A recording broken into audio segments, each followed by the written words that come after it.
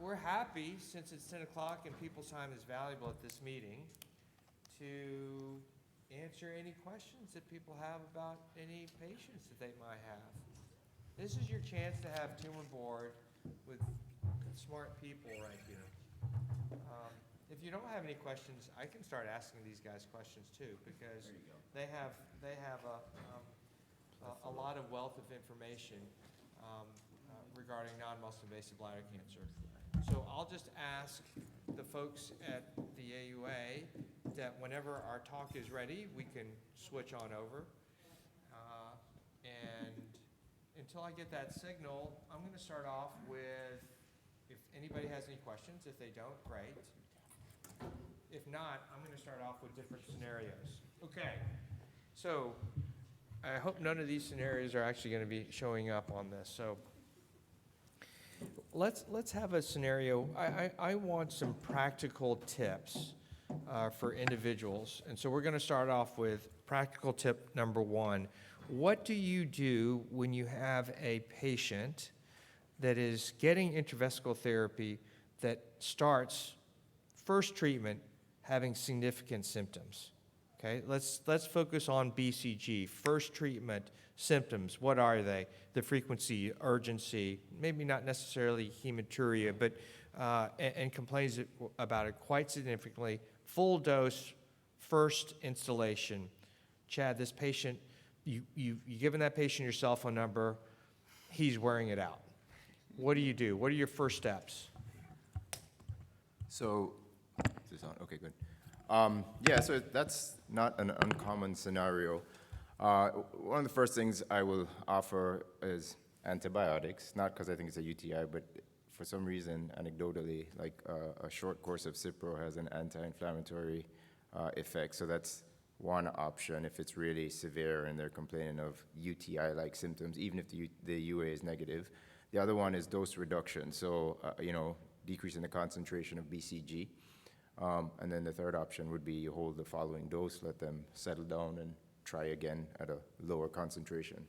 So, Chris, how about you? First installation dose, and then they're here for, and then do you do the anticholinergics? Do you do pyridine? Do you do all those things?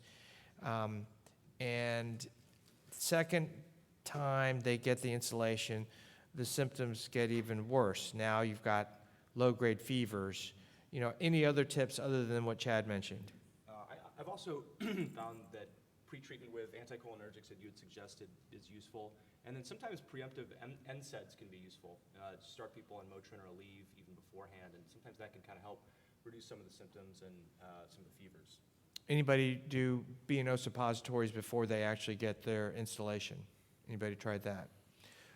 What about, what's the impact? I'm just totally asking this because I don't know. What about the impact of, like we do with fulguration in the bladder, installation of lidocaine? Because I don't even know if that affects the absorption, the reaction. Has any experience with the panel? No. So, Jim, thoughts? No, I haven't done that, although there is some data that suggests that may inactivate BCG. It's a little bit mixed. There's a couple of small studies of lidocaine and BCG simultaneously not being a great combination. So when patients ask for that during catheterization, we generally discourage it. So good point that Chad brought up regarding the antibiotics. Importantly, some studies have been done, and I've not seen published, but from Anderson, looking at the timing of that dose of antibiotics. So you want to wait at least 6 hours or so after that dose of BCG to make sure you don't actually eradicate the impact of the bacteria itself. So we've talked about kind of concentration reduction. Kristen, do you go to half strength? Do you go to third strength? Kind of what's your regimen as patients are decreasingly able to handle the BCG? Yeah, before I answer that, this is on. We're ready?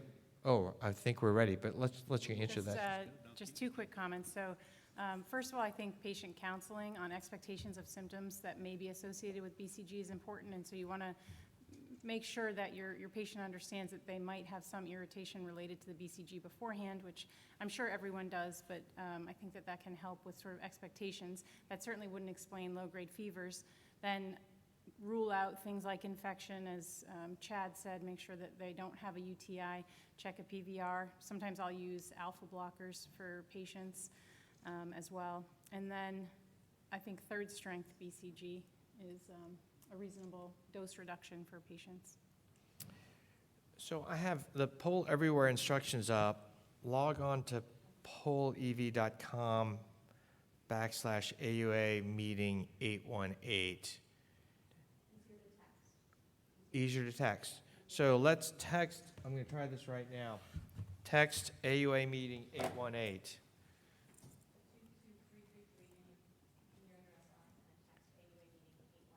Oh, I see. I'm sorry. 22333.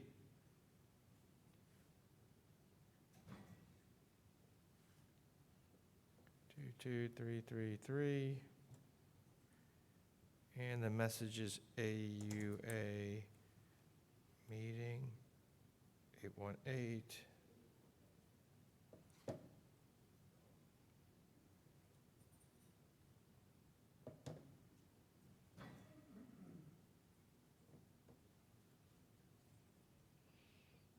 And then what happens after you do that? You've joined. Okay.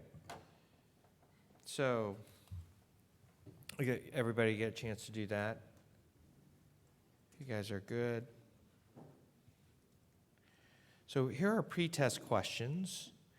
And with these pre-test questions, right now, are these set up, Leslie, so that people can ask and then we can answer them, or do we scroll through?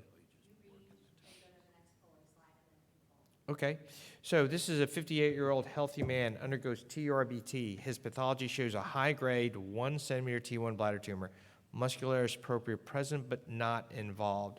His risk stratification is, and here it is. His risk stratification is, and then can we go ahead and put that in our poll?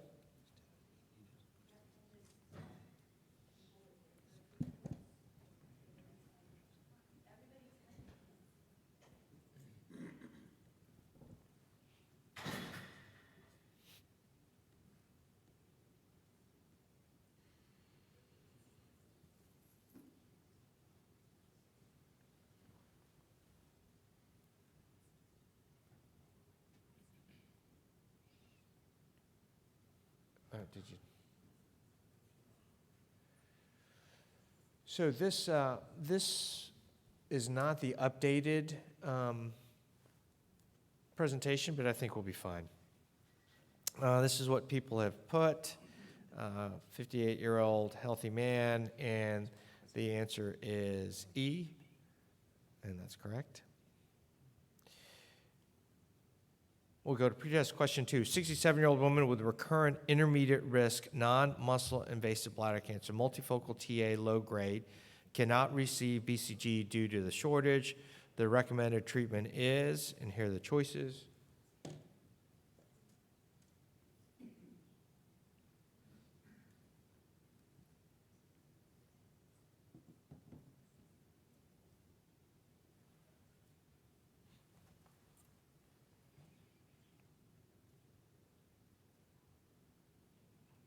We'll see how people did here.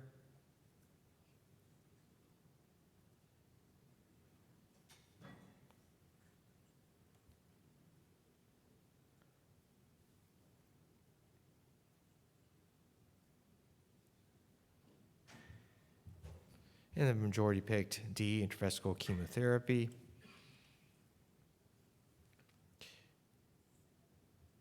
Pretest question 3. 45-year-old man with a single low-grade TA tumor undergoes complete resection. His first surveillance cystoscopy should be done how many months post-operatively? Answer A, 1 month, B, 3 to 4 months, C, 6 months, and D, 12 months.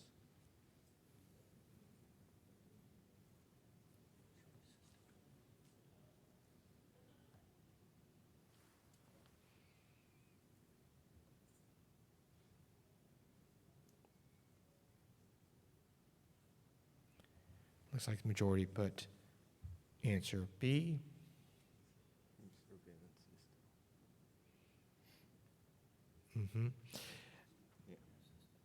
A 58-year-old healthy man undergoes TURBT. His pathology shows a micropapillary tumor with extensive lamina propria involvement. The recommended treatment is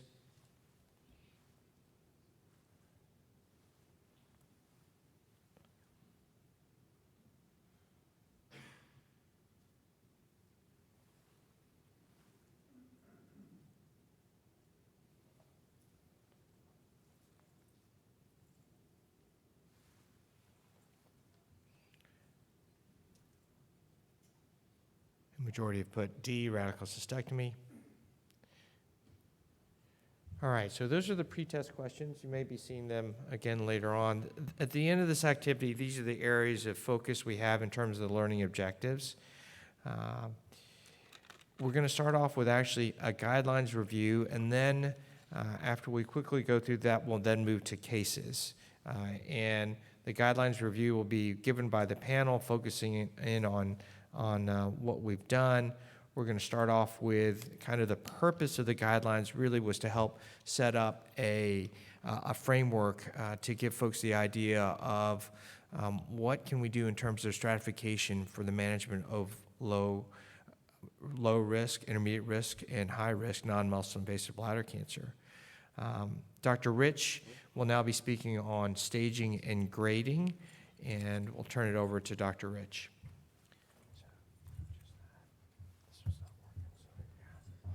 All right, so staging and grading, pretty straightforward, but when we're talking about non-muscle invasive, we're talking about TA, TIS, and T1 tumors. Tumor grading, so this is the 2004 classification of low and high grade. So the guidelines went away from the 1973 classification of grade 1, grade 2, grade 3. So, you know, when you grade these tumors, it should be low grade or high grade, and then you have these other histologic entities like papillary urothelial neoplasia of low malignant potential, and so on listed there. But main take home here is that we use the 2004 low and high grade classification. So the guidelines are about 6 years old now, but a key part of it is risk stratification, which should be done at the time of every diagnosis. And it's mainly based on these EORTC trials where they combine data from different randomized controlled trials in intravesical chemotherapy, and they looked at the probability of recurrence and progression at 1 and 5 years. Notably, there's some differences because this data, where the risk stratification tools came from, is relatively dated. So it actually used the old World Health Organization 1973 grade 1, 2, 3 classification. And then later on in subsequent years, they updated it. I think the most recent version actually has both 1973 and the 2004 grading systems. But mainly in terms of predicting recurrence, the predictors are prior recurrence rate, number of tumors, and tumor size. And then progression is T-stage, presence of CIS, and grade. And then the Kuwaita model is another model that came out around the same time, and basically using similar predictors for recurrence and progression. And again, why we highlight these is because this is where the data came from to build the AUA risk stratification models. And the important thing about risk stratification is when you see a model, you want to ask, what's the C index? You know, and that essentially is a measure of discrimination. So how well does it stratify these patients into low, intermediate, and high-risk groups? So if you have a C index of 1, it means it's perfect. It predicts who's going to be in there exactly where they should be. And then if it's 0.5, that's no better than the flip of a coin. So the C index for the EORTC and Kuwaita models are about 0.6 for recurrence and 0.7 for progression. But again, the issue here is that this was developed in an older population, so a lot of people say it's limited in terms of applicability to current populations because the cohort didn't get BCG maintenance, they didn't have re-resection, there was no single-dose postoperative mitomycin C. But again, they've updated that subsequently, so it's a little bit more fit to contemporary populations. But this is the basis of risk stratification in the AUA guidelines. So big take-home slide here is the risk stratification system. Patients in the low-risk category, this is very important. These are the small, solitary, low-grade tumors. So first time, so this is not a recurrent low-grade tumor. And then there's PUN lump, or papillary urothelial neoplasia of low malignant potential. Those are low-risk, AUA low-risk tumors. Intermediate risk are those low-grade tumors that have a recurrence within 1 year. So you can have a low-grade patient, solitary low-grade, that may have had bladder cancer 10 years ago, and then you see them, and now they have a solitary low-grade. That risk stratification is still low risk, because this is many, many years out. Whereas, let's say you resect a patient in January, and then you're following them, and come August, they have another low-grade TA tumor that bumps them up into the intermediate risk category. So, early recurrence, low-grade, intermediate risk. So keep that in the back of your head. And then in terms of other entities in that intermediate risk, it's high-grade small tumors. So actually, if you have a high-grade tumor, which is slightly different from the European risk stratification models, if it's small, high-grade, solitary, and also it has to be a de novo new primary tumor. It can't be a recurrent high-grade tumor. That's an intermediate risk patient. And then low-grade T1, which is extremely rare, but every now and again you may see one of those. That's intermediate risk as well. High-risk patients, anybody who has high-grade, large, multifocal tumors. And then the added things from the AUA SUO guidelines were really adverse features, such as presence of CIS, BCG failure in a high-grade patient, any variant histology, and any lymphovascular invasion, and then high-grade prostatic urethral involvement. So we included all of these in the high-risk category to make sure that even if you have a small solitary high-grade and you're thinking, oh, it's intermediate risk, but you see the path report says plus CIS, that's high risk. Or it says small solitary high-grade with focus of micropapillary, that's high risk, not intermediate risk, even though it's small and solitary. And then, the AUA SUO risk stratification system was basically an expert consensus. It was all of us guideline panel members, saying where we'd put these different patients. It hadn't really been studied or validated necessarily in a contemporary population. So I took the data from our University of Miami cohort, non-muscle invasive bladder cancer, and applied the AUA SUO risk stratification tools. And you actually see that it does a fairly good job of stratifying patients by recurrence and progression. So the C index, similar to the EORTC and Kuwaito, about 0.6, depending on how far out they were from diagnosis. And then the progression C index, a little bit lower, but it was still about 0.6, 0.68. So approaching 0.7, which is what the other models have. And if you look at the range there, you see it was anywhere from 0.6 to 0.7 in terms of progression. So similar to what you would expect from the EORTC and Kuwaito models. Now, that whole table I showed you with the risk stratification is kind of hard to memorize. And, it's one thing to take a test, but in practice, the idea is you want to be able to maybe have a tool that can help you to risk stratify, and then you can actually follow the guidelines, or it can navigate you through the guidelines. So I developed this app with one of my residents. It's available free online. It's Bladder.com. And the idea is you can go through the guidelines, risk stratify. And so I'll just do a quick case. Also, disclaimer, I don't get any money for this. It's free for everybody. So just walking through a case, let's say you have a patient who comes in with a recurrent tumor. The time to recurrence is less than 1 year. So that's the first question it asks you, is this initial or recurrent tumor? And then it asks you, what's the stage, size, grade, et cetera, all the different variables that go into risk stratification. And then you have to risk stratify. So it's easier than looking at the table, and it tells you right there, boom, high risk. So you're a high risk, non-muscle invasive. What do the guidelines tell you to do? Consider a cystectomy. However, if the patient is unfit or unwilling to undergo surgery, then you can treat them with intravesical therapy or enroll them in a clinical trial. This is all paraphrased from the guidelines. It's not verbatim, and then it actually gives you a hyperlink to the different clinical trials that are available in non-muscle invasive bladder cancer, so you can scroll through and see if maybe a site is available near you or if you have it at your institution. So that's the whole idea behind making this user-friendly and applying, the guidelines so that you can follow a standard care pathway using risk stratification. Okay, into the guideline statements. So the first couple of statements are fairly easy and straightforward, which is probably why Sam gave them to me. The first one is a clinical principle. At the time of resection of suspected bladder cancer, a clinician should perform a thorough cystoscopic examination of the entire urethra and bladder that evaluates and documents size, location, configuration, number, and mucosal abnormalities. And all of that goes into the whole risk stratification. You need this to risk stratify the patient. How many tumors is it? How big is the tumor, et cetera. And then in terms of the resection, so again, a clinical principle, you don't need a study for this, but at the time of initial diagnosis, you should perform a complete visual resection of the bladder tumor when technically feasible. So the idea here is intravesical therapy. We know intravesical therapy works better when you completely resect the tumor. We know that there's a high rate of residual tumors at the first cystoscopy, likely due to incomplete resections.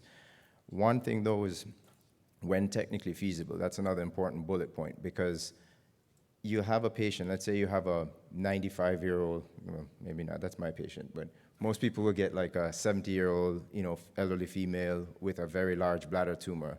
And maybe it's very hard to resect, or a very high volume tumor, that you have to trade off between perforating versus saying there's no way I'm going to resect this safely and going for a cystectomy. So when technically feasible, right? If they're on anticoagulation, if they've got bad COPD, can't stay under anesthesia, that sort of stuff. But the idea is when you can, when it's safe, you completely resect the tumor. Don't just take a biopsy and try to see if intravesical will work.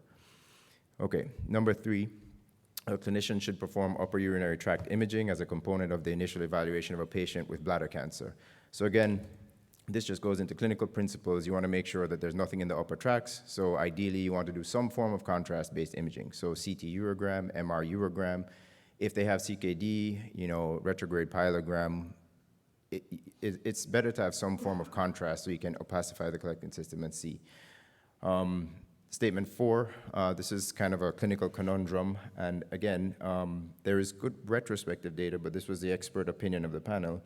In a patient with a history of non-muscle invasive bladder cancer with normal cystoscopy and positive cytology, so you don't see any tumors, but the cytologies come back positive, a clinician should consider prostatic urethral biopsies and upper tract imaging, as well as enhanced cystoscopic techniques. So that's blue light or narrowband imaging when available, whatever you have for enhanced cystoscopy at your institution, as well as consider ureteroscopy or random bladder biopsies. So the idea is the places where tumors or cancer can hide, prostatic urethra, and it's up to 25% of patients with a normal cystal positive cytology. Those patients can harbor prostatic urethral malignancy, and then upper tract imaging, depending on whether there was CIS before or not, it can be anywhere from 10% up to 20% in the upper tracts. But the idea is, again, trying to find where this is, because a positive cytology will probably predate actually seeing a tumor by something like 12 months. Okay, we talked about risk stratification, but again, the principle here is at the time of each occurrence and reoccurrence, a clinician should assign a clinical stage and classify a patient accordingly as low, intermediate, or high risk. And this is based on, again, the EORTC and Cueto models, and you saw the predictors there. And what we added from the AUA SUO risk stratification were these high-risk features of lymphovascular invasion, prostatic urethral involvement, variant histology, and BCG response. I don't know about everybody's institution, but everybody's path report can be very different. So it's like, make sure to read the fine print, because a lot of times the pathologist will hide these things in like the fine print on the bottom, and you're like, oh, I missed that. Or at least that's happened to me before. All right. 6, 7, and 8 deal with variant histologies. So fortunately, these are rare entities, but they're important to note, again, in that fine print of the pathology. So first of all, an experienced genitourinary pathologist should review the pathology of a patient with any doubt in regard to variant or suspected variant histology. Now, none of us are pathologists, but even the pathologists who do this all the time tell us there are a lot of subtle nuances to identifying this stuff and how they, quantify what's there. So if you see this on a path report, it's worth getting a second review, especially other things like presence and absence of lymphovascular invasion. Statement 7, so if you have one of these high-risk patients, it's not that you have to do a cystectomy. You should offer, as statement 8 says, but if you're going to consider bladder sparing, you definitely want to re-TUR that patient within 4 to 6 weeks, because there's a high risk of upstaging. And statement 8, as a follow-up, says because of that high risk of upstaging with a variant histology patient, clinicians should consider offering an initial radical cystectomy. So the statement here is an expert opinion, and it's should consider offering. And we have a case that we'll discuss later on about a variant histology. So next up, we'll have Dr. Anderson. He's going to talk about urinary markers. Thank you. All right, good morning. Thank you, Dr. Rich. It's nice to see everybody today. We're going to start by talking about urine markers. I think this is a very interesting topic. There's several relevant guideline statements here. Number 9, in surveillance of patients with bladder non-muscle invasive cancer, you should not be using markers in place of cystoscopy. There are several markers available as listed here. They work through different mechanisms. But at this point, the guideline committee felt that none of them were really good enough to substitute for a cystoscopy. Many of them are useful with a cystoscopy, but not to substitute. In a patient with low-risk cancer, low-grade TA, and a normal cystoscopy, really none of these markers are indicated. Cytology has a very poor performance among these patients, so you really should not be using cytology for routine surveillance of patients with low-risk cancer. There are some times where these adjuvant markers can be useful, particularly to assess the response to intravesical BCG, which FISH has been shown to be potentially useful, and also adjudicate equivocal cytology, which FISH and immunocyte have also been shown to be useful. You see there on the figure on the right is this concept of the anticipatory positive FISH. So patients who have negative cysto, negative cytology, but a positive FISH, they do have an increased risk of recurrence over time, so that may kind of help stratify your surveillance program for them. Let's do a quick test here, ARS question. What marker do you use the most other than cytology? Let's see if I can. FISH, NMP22, BTS, CX bladder, or other.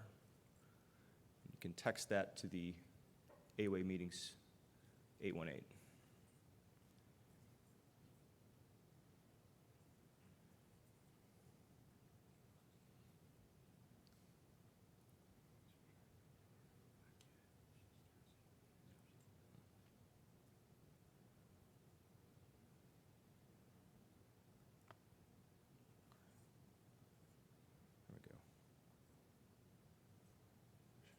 Okay. So either none or FISH. Many people are using FISH as well, okay?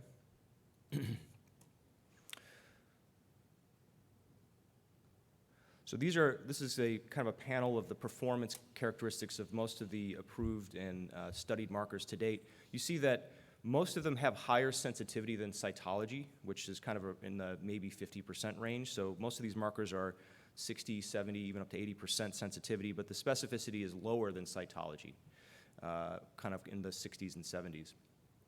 And there's certainly updates coming on this. We're going to talk about a few of them real quick. There are several new markers that have been studied, and the question is, how good does a marker need to be in order to potentially avoid a cystoscopy? And based on this survey study, they have to be pretty good, probably upwards of 75% or 95% accurate. So the bar is relatively high for patients to accept a marker instead of a cystoscopy in the setting of surveillance for non-muscle invasive disease. There are several markers. This is not a complete list, but there are several markers that have been published on, and several of these are available. Only the CX monitor is available in the States, and there are several others available elsewhere. But just to kind of briefly review what the current landscape looks like, CX monitor is a high sensitivity test that's designed to rule out the presence of recurrent cancer. It's based on mRNA expression in the urine as well as clinical data. In the 2017 study on just short of 800 patients on surveillance, about a third tested negative, and the performance is quite good, 92% sensitivity and 96% negative predictive value for detecting recurrent disease, and it worked better for higher risk tumors. So, potentially valuable adjunct to cystoscopy. It was shown to be better than NMP22 and cytology and FISH in this setting. The expert bladder cancer monitor is more of a point of care test, also based on mRNAs in the urine. In a 2019 study here, and almost 300 patients on surveillance, about 70% tested negative, and the performance was as listed, 74% sensitivity, 93% negative predictive value, better for high-grade disease. The EpiCheck is a methylation assay. It's a urine-based methylation assay, and also shown to be probably better for detecting high-grade recurrences, probably close to 90% sensitivity and near 90% specificity. Yep, high grade. And then lastly, the ADX bladder, which is a marker of proliferation. This is a large study, a couple of studies in the last year or two, looked at almost 1,500 patients on surveillance, and about 90% tested negative with the performance as listed here. The sensitivity for detecting non-low-grade TA was about 75%, which was much higher than cytology, although the specificity was worse. So, you know, in summary here, there are multiple new biomarkers that are available, and they are getting better. They tend to perform best for higher risk, high grade recurrences. And depending on how one might use these, anywhere from a third of patients to up to 90% of patients who test negative with one of these markers might be able to avoid or defer cystoscopies. Still several unanswered questions about how to use these markers, but you know, I think we're going to have to really embrace these and pay close attention to the data on these coming out, because certainly much more to come. Okay, so having said that, any changes in your thought about what marker might be useful in your own practice? The answer may not change, but let us know what you think.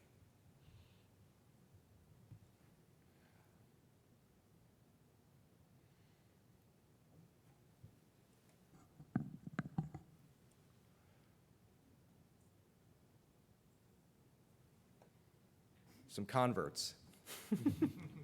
Sold it. Good, sold. Yeah, I mean, I think it's definitely something to consider, and it appears to perform better than some of the alternatives, but you know, more to come on the CX front. All right, so we'll go ahead and talk about, you know, the surgical management of non-muscle invasive cancer, which is really the cornerstone of treatment. An incomplete resection should be converted to a complete resection if feasible, and bladder preservation is desired. That's guideline statement 12. Rationale is that the many early recurrences are likely due to incomplete resections at the time of the initial TUR. And if that takes, you know, 2 tries, maybe even 3 if needed, don't feel hesitant to do that. There is definitely a role for repeat TURBT. The rationale here is that for patients with high-grade disease, up to half will have residual cancer at the time of a second TUR. The need for repeat TUR is probably more important for T1 disease, especially if muscle is not present on the first TUR. So if you have a patient with high-grade T1, no muscle present on the first TUR, you should really always consider, if you're going to spare their bladder, consider doing a repeat TURBT. And in patients with high-grade TA, especially the high-volume multifocal patients, also might want to think about it in that setting. So talking about intravesical therapy now, patients with low or with suspected low or intermediate risk bladder cancer, you should consider a single postoperative dose of intravesical chemotherapy. There's several that have been studied in this. Mitomycin was often used, and now with the recent SWOG trial a couple of years ago, gemcitabine is frequently used. In our practice, we pretty much exclusively use gemcitabine. And that reduces the relative risk of recurrence by about 30% for patients with low-grade disease. So really keep that in the back of your mind. Further intravesical therapy is not really indicated for patients with low-risk disease. So the low-grade TA, once you've given them their single dose of intravesical chemo after a TUR, you don't have to give them more chemo. It hasn't been shown to be more effective than a single dose. Patients with intermediate risk disease, you should consider a 6-week induction course of either chemotherapy or immunotherapy, which probably have similar effectiveness in the setting of intermediate risk disease, but the chemotherapy may have slightly fewer side effects. Patients with high-risk disease really should be getting 6-week induction BCG. As far as BCG goes, there's insufficient evidence to recommend a particular strain of BCG. There are trials ongoing in this space, so stay tuned. In terms of the strength, there are several. This has been studied many, many times. What's the appropriate strength, or is dose reduction appropriate? The EURTC study suggested that 1/3 strength is appropriate for certain patients. So if dose reduction is required, or if you're running into a BCG shortage, you could consider a dose reduction of 1/3 strength. And BCG in combination with other treatments is not currently recommended. Many trials have been done in this space, and there are ongoing trials here as well. Patients who respond to intravesical chemotherapy, you can consider maintenance chemotherapy. There's sufficient data to suggest that the amount of exposure to a chemotherapy is associated with a response, and that would translate to maintenance therapy. Intermediate risk patients who respond to BCG could consider maintenance therapy up to a year, whereas high-risk patients, you should really be considering that for 3 years, and that's also based on that same EORTC study. The patients who have a positive cytology after, or high-risk or intermediate-risk patients with a positive cytology after intravesical chemotherapy or immunotherapy, look at their prostate or their upper tracts. This is where recurrent cancer can hide, so always keep those in mind. When should you not give versus when should you consider giving more BCG? So this is an important topic, and we'll get back to this later. For patients who have high-grade TA or CIS after a single induction course, you should consider a second induction course of BCG in those patients, or a maintenance course in the case of CIS. But don't throw in the towel if they haven't responded after the first induction course. Whereas if a patient has high-grade T1 after a single course of induction, that would be considered unresponsive, and you should not give them any more BCG. Those are patients who probably require cystectomy or a clinical trial. Patients who are intolerant of BCG should not be getting more BCG. And patients who have recurrent high-grade disease within 6 months of either 2 induction courses or an induction plus maintenance course should not get more BCG. Patients who, let's see, I'll turn it over to Jim in a sec here, but patients who have recurrent or high-risk disease who are unwilling or unfit for cystectomy after 2 courses of BCG, you can consider a clinical trial. So this is kind of venturing into the BCG-unresponsive space. And so with that, I will introduce Dr. Jim McKiernan, Columbia University, to talk about BCG-unresponsive disease.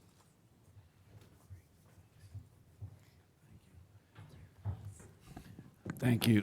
Thanks, Chris, and thank you to Sam Chang for doing this course and inviting me back to it. So Dr. Chang and I are the gray-haired, old-school members of this faculty now, but I just want to let you know that have the educators of the next generation here. Dr. Scarpato, you can hear from a minute, is a residency program director at Vanderbilt. Dr. Anderson is a residency program director at our institution. And then Dr. Chad Rich, who's at the University of Miami, just received last night the Columbia University Alumni of the Year Award. So this is literally an all-star panel of the, not just the current generation. These two old folks over here are getting ready to sail off into the sunset. So we got a good mix of experience. So BCG-unresponsive disease is something that has been a popular topic for some time now. Here at the meeting, over the last few days, there's been a lot of plenary discussions, debates, new data presented, industry interest. It's a fairly big problem.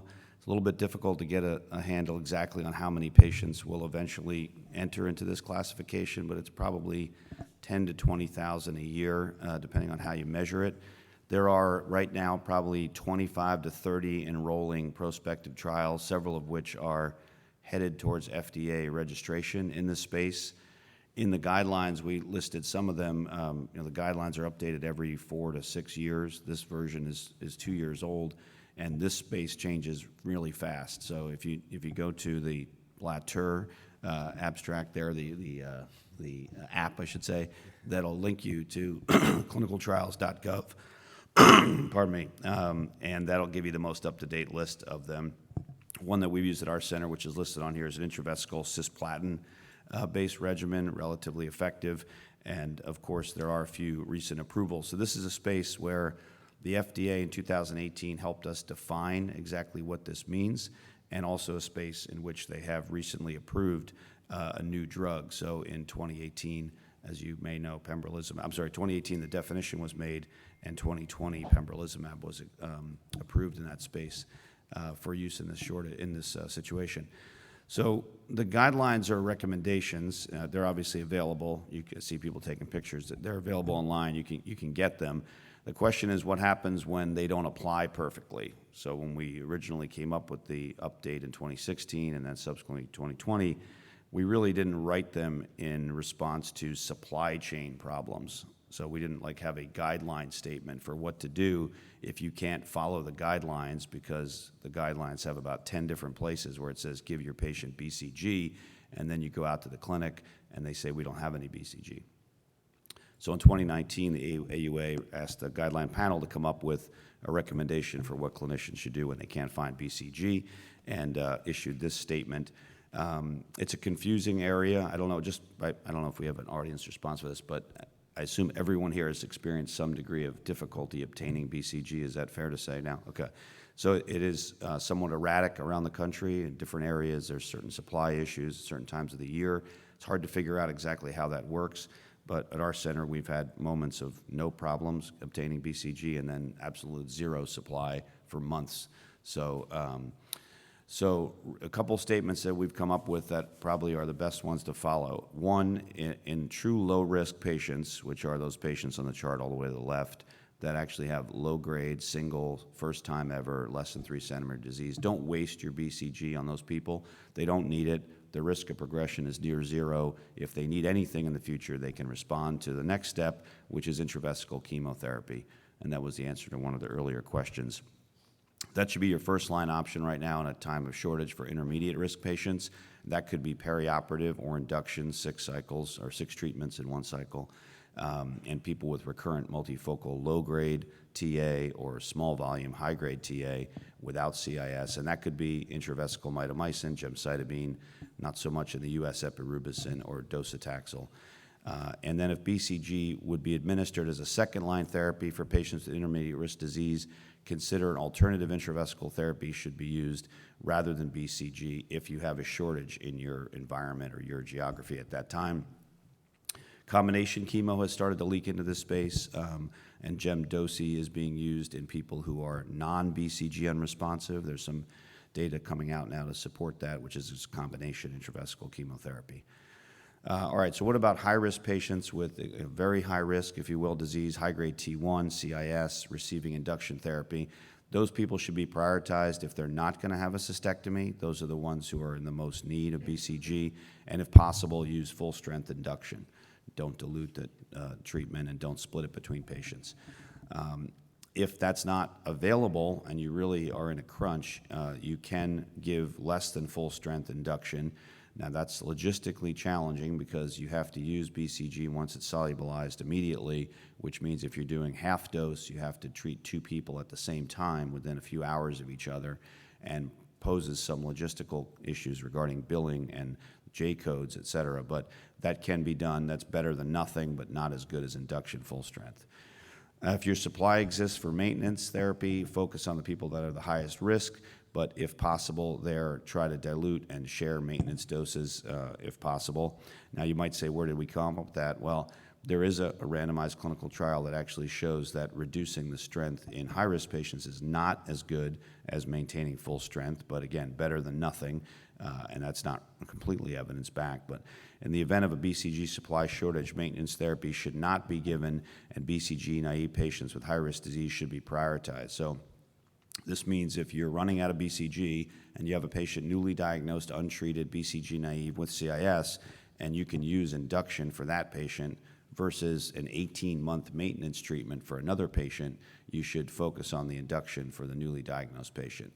That makes sense. It is, limiting or rationing a limited resource, so it's a little difficult to do, and particularly someone on maintenance who's expecting to go 2-3 years on a program, and you have to tell them, well, we ran out of the drug, makes for some long and difficult clinic conversations. If BCG is not available, a preferable alternative, so this is you don't have any BCG available and you have a high-risk patient that wants to not have a cystectomy, mitomycin is an option, oftentimes also difficult to acquire, but other options would include gemcitabine, which is generally easy to acquire, docetaxel, valrubicin, or combination gemdosi or gemmito may also be considered with induction and possible maintenance. There are some recently presented abstract data regarding gemdosi in the BCG-naive high-risk population. Yesterday, Max Cates from Hopkins showed the design of a randomized trial of gemdosi versus BCG as first-line therapy. That's in the works right now, so there may be some more evidence coming on that as a non-supply shortage option for our high-risk patients. But right now, that's not endorsed by any guideline.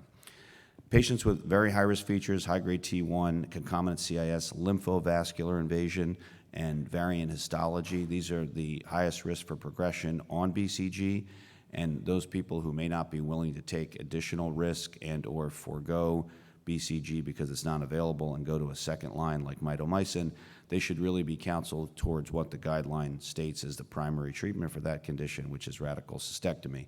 Now, that's not to say you should do cystectomy in the absence of BCG more frequently, but you shouldn't take a person with a 30% risk of lymph node involvement and use BCG on them if you have limited access to BCG and that patient actually has enough risk to warrant cystectomy. You should probably be focusing on surgery for that patient.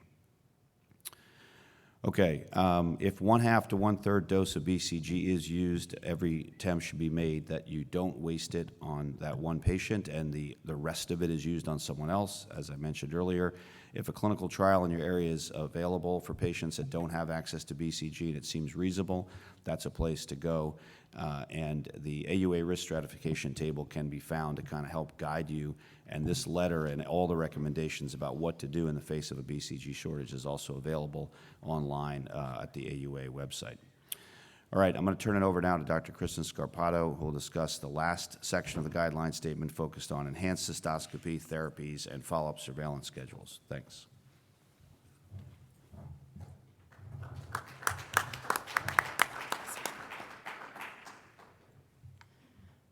Good morning. Thank you all for coming. This is a very special patient population, one that's near and dear to my heart, and I know that they are grateful that you are here, refreshing your guidelines, and hopefully our interesting cases are beneficial to you as you go back to your practices. So I will be finishing up the guidelines before we get into those interesting cases, and I wanted to just start with an audience response question.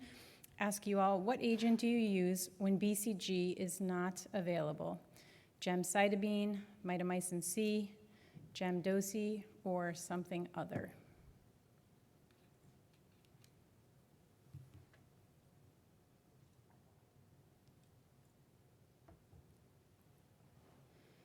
Give you all just a minute.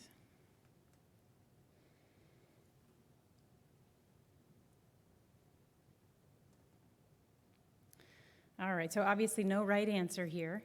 A lot of gemcitabine being used, fair amount of gemdosi, less mitomycin. All right.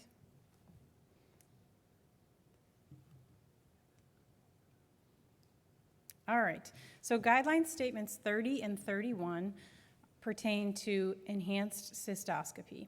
So in a patient with non-muscle invasive bladder cancer, a clinician should offer blue light cystoscopy at the time of TURBT, if available, to increase detection and decrease recurrence.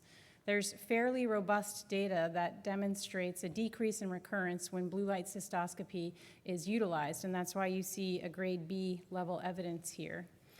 You heard from my colleagues about the high rate of disease that is found at first cystoscopy after TURBT, up to 45%, so that incomplete resection is a real problem.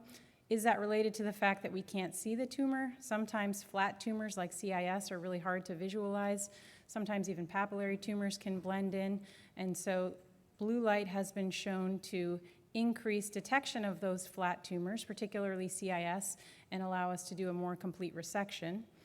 Similarly, narrowband imaging has been shown to increase detection and decrease recurrence in our patients as well.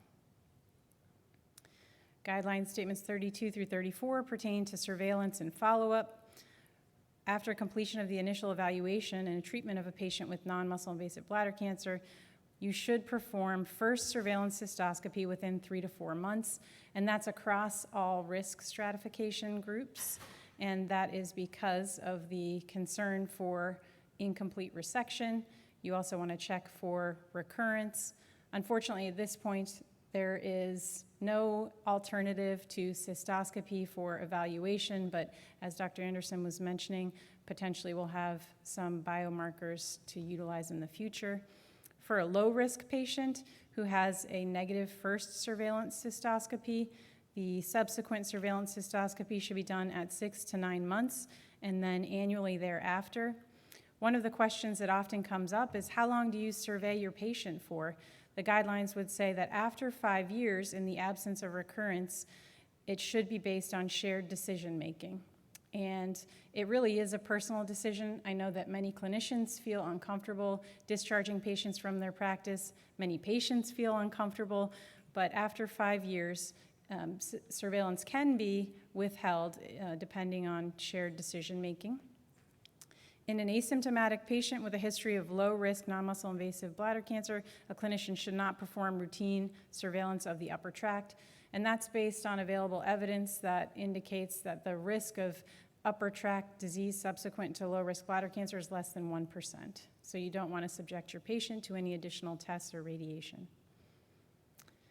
In a patient with a history of low-grade TA and a sub-centimeter papillary tumor, you may consider in-office fulguration as an alternative to resection under anesthesia. This is a very distinct patient population, typically one that has a prior history of pun lump or low-grade disease, who has not had multiple recurrences and really has a small finding. This would potentially alleviate the need for an anesthetic, and as we know, bladder cancer tends to affect older, sicker patients. One of the downsides here is that unless you're doing a biopsy, you're not having any tissue for evaluation, so if there's any concern that your patient does not have low-grade disease, this would not be a great option. Moving on to intermediate risk patients, the surveillance intensifies a little bit here. So subsequent to your first negative cystoscopy, a patient should undergo cystoscopy and cytology every 3 to 6 months for 2 years, and then 6 to 12 months for years 3 and 4, and then annually. And so that's based on a concern for higher risk of recurrence in this patient population. And then similarly, we see intensification with the high-risk patient population, cytology and cystoscopy every 3 to 4 months for 2 years, then every 6 months for years 3 and 4, and then annually thereafter. For the intermediate and high-risk patient, upper tract evaluation may be performed at intervals for 1 to 2 years because the risk of detecting subsequent tumor in the upper tract is a little greater than with the low-risk population. This is one of my favorite slides. I think you look at it and you feel a little bit overwhelmed, or at least I did initially, and now I just love it. It's actually pretty simple. It's iterative, and it really puts together all of the guidelines, which are evidence-based, and helps you and your patient decide on best next steps. So we'll just quickly go through it. Once you do your TURBT, if your patient is stratified as low risk, you maybe have given them some procedural chemotherapy like gemcitabine. If they have a complete response, they follow surveillance based on the recommendations we just went through for surveillance. If they recur within 1 year, they get kicked up to an intermediate risk category. I think we'll spend a little bit of time talking about this category going forwards, but really it is heterogeneous. So if you guys remember, as Dr. Rich presented, you can be a low-grade patient or you can be a high-grade patient and be in this intermediate risk category. And so I do spend a lot of time counseling these patients and make decisions on next steps based on sort of their risk. Were they high risk, high grade? Were they low grade? And what was their recurrence? So for this group, you can consider induction chemotherapy or BCG and then survey them based on the guidelines. You also can consider maintenance in this population. And then finally, our high risk. For high risk, we offer repeat TURBT and then BCG for up to 3 years. For those patients who have more high-risk features, T1 disease, lymphovascular invasion, or variant histology, you want to consider early or timely cystectomy. All right, we'll get into our case presentations. I think we're going to start with Chris. No, why don't we can stay seated, Chris, for the case presentation. And I'll pass that down to Chris. Great. It's All right. live. So we're going to pick up a little bit and discuss the BCG-unresponsive setting. We talked about some of the options that were included in the guidelines, and I think, when we give this talk again next year, this may be completely different. This is changing very rapidly as there are multiple new medications approved in this space, or being approved in this space, hopefully. So here's a case of a 71-year-old male with multifocal, high-volume, high-grade T1 with CIS, so squarely in the high-risk categorization. He had a complete TUR and refused an early cystectomy. We did a repeat TUR on him, which was T0. So he got induction BCG and then maintenance BCG. At the 9-month cystoscopy, he had a suspicious area, and the cytology was positive, so we biopsied him, and it was carcinoma in situ. Negative CT urogram, and his prostatic urethra was also negative. So, we're going to do audience question here.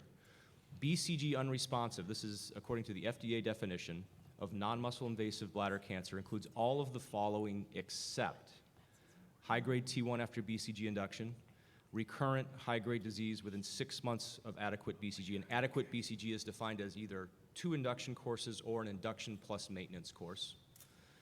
Recurrent CIS within 12 months of adequate BCG, or recurrent low-grade TA after BCG induction and maintenance. What do you guys think?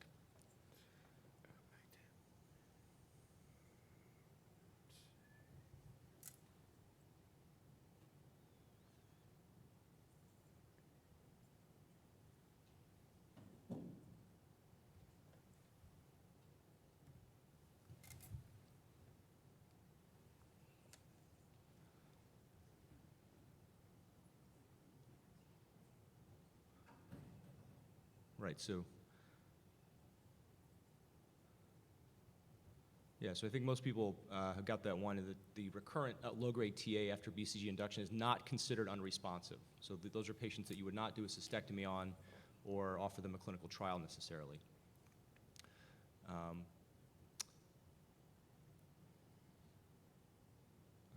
think we're skipping this one. All right, so key points to this case. These are based on guideline statements.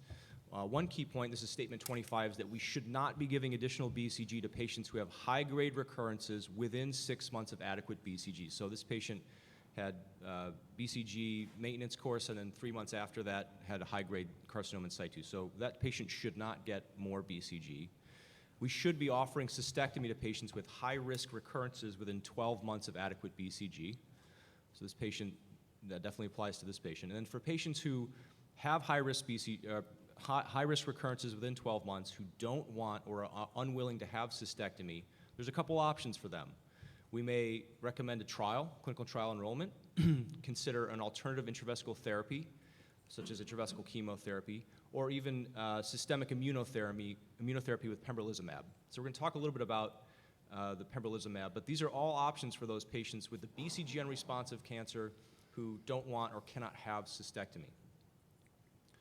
So why is this relevant? Well, BCG unresponsive disease has a significant risk of progression, up to 40%, and there is a cost of waiting. So if you do an immediate cystectomy, the cure rate is much higher than if you wait for that patient to become muscle invasive and then do their cystectomy. So there's a balance here between the risk of the disease and the morbidity of the treatment. So let's talk a little bit here to our panel. Dr. Scarpato, what do you consider as your first-line treatment here? So a couple of things I think about in this setting. I am fortunate to be at an institution where we have clinical trials available for these patients. Dr. Chang has an Altor bladder cancer trial for the BCG unresponsive, and then we also have a phase 2 trial for patients using the pretzel with or without immunotherapy. So actually a clinical trial would be my first thought and first recommendation for a patient who is unwilling or unfit for cystectomy and unresponsive to BCG. And I would do that before considering another chemotherapeutic agent in the bladder. Dr. Rich, if you don't have a clinical trial available, what would you be considering for this patient? Yeah, so, the data that Jim was discussing about gemcitabine has been, impressive. So that would be sort of my go-to is gemcitabine docetaxel doublet intravesical chemotherapy, because there have been some decent response rates for BCG unresponsive patients. Jim, Sam, any other thoughts on this? Yeah, I'd agree. I would just say that, gemcitabine has quietly and without really any prospective trials become a default standard of care without FDA approval. So just realize when we're talking about this is, experience that came out of 2 single-agent chemotherapies that were combined and then reported on with up to 50% one-year CRs. And it's easy, urologists understand it, it's relatively non-toxic, it doesn't involve a new route of administration, so it's been adapted relatively light evidence zone. In other words, not a lot of level 1 evidence to say what it is, but I think if you had to run a randomized clinical trial right now in the U.S. with a new agent, you'd probably have that as the control arm for a medical therapy for BCG-unresponsive disease. I mentioned we have a trial open with basically that backbone with an added cisplatin intravesically and a slightly different taxane. So that's our go-to trial right now. We're going to probably touch a little on systemic therapy, but I was interested yesterday at the SUO. Max Cates, who's at Hopkins, gave an interesting analysis of what he thinks the urologic community will accept as a ratio of significant toxicity as compared to 1 year chance of success in this arena. And he used cystectomy as an example. Cystectomy for these patients has a 90 to 95% cure rate, and if you look at the complications, maybe a 30 to 40% major complication rate. And then he compared it to different drugs, and he said, we don't want a drug that has a higher risk of systemic toxicity than it does response rate. So we're going to have a regimen that has a relatively low toxicity and a relatively high response rate, or else it's not going to get used. So you mentioned FDA approval. Sorry, question.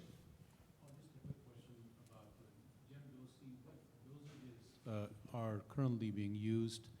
The gemcitabine is available in 1 gram, 2 gram, and I'm not sure if docetaxel, what dosages are available. And of course, probably 6-week course and then monthly maintenance. Is that the plan? And how do I consent the patient since it's still ongoing trials? And anything particularly I should watch that will necessitate to stop this treatment? Why am I getting this? That's like 5 complicated, unanswerable questions. That's great. Suddenly the mic goes down. So the dosage in single-agent trials has generally been 2 grams of gemcitabine and 80 milligrams of docetaxel. In combination studies, you're right, there is no standard, but most people drop that to 1 gram and 40 milligrams of docetaxel once a week for 6 weeks. They're not given together. They're given sequentially, meaning instilled in the bladder, drained out of the bladder, instilled in the bladder, drained out of the bladder. So it's about a 3-hour clinic visit. Understand it. You can't mix the 2 drugs in the same vial. And then, yes, for responders, most people would adopt a monthly maintenance of a single installation of the same actual combinations for some period of time, 6 months, 12 months, you choose. Consent. Oh, sorry. Yeah, we don't consent patients for this. It is not FDA approved, but there isn't an ongoing trial of gemdosi. There's a proposal in the alliance mechanism to do a randomized trial versus BCG in the first line, but I don't believe anyone, maybe I'll ask the rest of the panel, gets consent when using this drug. Does anyone do that? No. No. Historically, the only approved medication in the BCG-unresponsive setting was valrubicin. It was based on this trial of patients with carcinoma in situ, pretreated patients with carcinoma in situ. It had a 21% complete response rate, but that fell to about 9% after 18 months. 50% required cystectomy, and this ultimately led to FDA approval. So you can kind of see that the bar is reasonably low to beat the approved medication. It was mentioned earlier about the FDA input about how to define success in this setting. In 2014, there was some work done in conjunction with the FDA about what would potentially lead to drug approval in the non-muscle invasive BCG-unresponsive setting. And it was agreed on that single-arm trials were appropriate, that for patients with carcinoma in situ, a complete response rate would be a reasonable endpoint, although the duration of response would also be important. And they described the kind of the minimally important clinical benefit, complete response rate for CIS to be about 30% at 18 to 24 months. So this is kind of around where we're looking to see activity in the BCG-unresponsive setting. So with that in mind, let's kind of look at what's been shown recently. There's several different options for patients with BCG-unresponsive disease. You can either consider an intravesical, some sort of currently approved or available intravesical option, several of which we discussed already, or systemic immunotherapy. There are multiple investigational agents that have early data published on or are kind of in the pipeline, and many, many more that are not listed here. We want to talk about several of them, several publications over the last year or two that may be either imminently available or are currently available. First of all, pembrolizumab. So this is now the second FDA-approved drug in this space. There's rationale for PD-1 inhibition in patients with BCG-unresponsive disease. So this was a phase 2 single-arm trial of patients with BCG-unresponsive carcinoma in situ who were given 200 milligrams of intravenous pembrolizumab every 3 weeks for up to 2 years. At 3 months, the complete response rate was 41%. About a little less than half of the complete responders maintained a durable complete response. So overall, this equated to about 19% durable complete response at 12 months, and relatively low progression rate, 9%. But this did lead to FDA approval because it was assumed to be a clinically meaningful benefit. There are side effects with pembrolizumab, as many of you are aware of, that most patients will have some sort of low-grade side effect, and occasionally about 13% have a grade 3 or 4 adverse event. And there are many of these immune treatment-related adverse events like hypothyroidism, pneumonitis, colitis, adrenal insufficiency, et cetera. So it's not a totally benign drug. And the response rate was, as listed, is not overwhelming. So this is now approved. You could all send your patients to medical oncology, or if you prescribe it yourself, you could give this medicine for BCG-unresponsive carcinoma in situ. And I think it bears mentioning, not technically a side effect, but the financial toxicity associated with systemic pembrolizumab is real, and I think that's a consideration when thinking about using this agent. It absolutely is. It's a great point. Gemdosi. So we've kind of talked about this already, but just to review the evidence to date, there are a couple of retrospective and multi-institutional studies that have looked at salvage Gemdosi in the unresponsive setting. The dosages are usually 1 gram of gemcitabine and 50 cc's of saline, and that should be 37.5. Sorry for the typo. 37.5 or 40 milligrams of docetaxel and 50 cc's of saline. And this is given sequentially in an induction course once a week for 6 weeks, and then probably with monthly maintenance. That's been shown to be arguably beneficial. It appears to be well tolerated. About half of the patients will be free of high-grade recurrences at 2 years. Low risk of progression, and ultimately in these studies, about 16% needed a cystectomy. So these are not level 1 evidence. These are retrospective, but very compelling. And I would say that, as Jim was pointing out, this is probably the front runner as far as what's currently available and used often for patients with BCG-unresponsive disease. Any other comments or thoughts on that? Yeah, I'll just throw in there, I agree 100%. The multi-question questioner before, I didn't answer what to look out for in these people. So docetaxel is by and large non-toxic. Gemcitabine is a relatively acidic drug and has a fair amount of local bladder local effects, so dysuria, urgency. Some people can't tolerate maintenance of this drug, and their dwell times start to go down. They can't retain the drug for more than 15, 20 minutes, develop bladder spasms. It's probably in the same kind of category as BCG in terms of the irritative effects that you can see in the bladder. So that's something to look out for. And this is used so commonly now that we're creating a new entity. I alluded to this in a talk earlier in the week. So Gemdosi unresponsive. And oftentimes what happens is people become BCG unresponsive, receive this in a hospital that is not unable to avail them of a clinical trial. They say, okay, this is being done all over the country. We're going to do this. And then they're referred in for a trial, but they're actually not BCG unresponsive at that moment.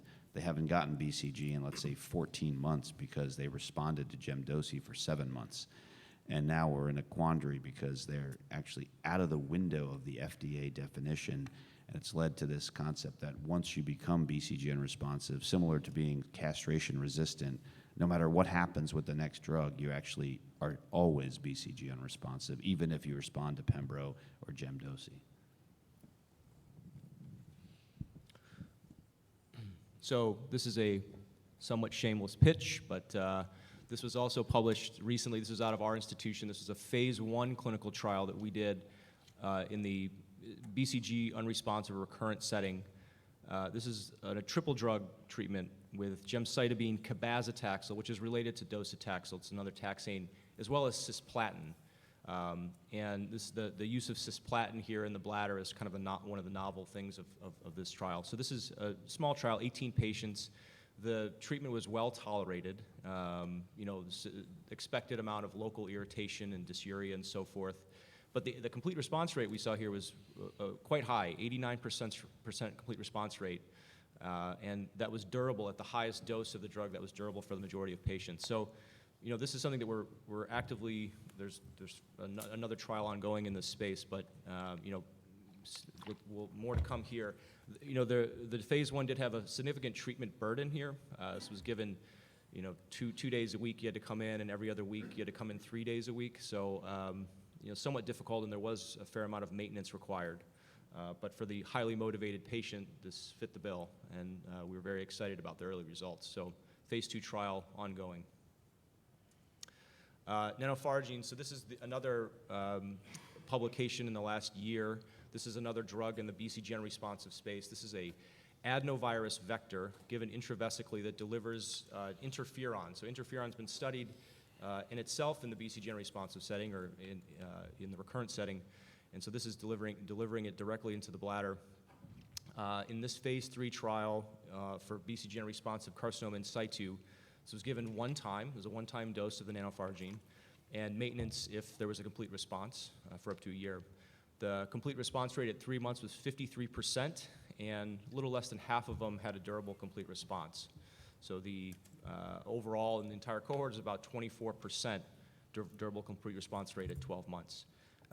There were several side effects, as one might expect, nothing concerning, but this is not currently approved, so we're going to follow up with FDA recommendations and potentially additional data required here, but more to come, hopefully. So just to finish this case, again, this is a patient with BCG-unresponsive cancer.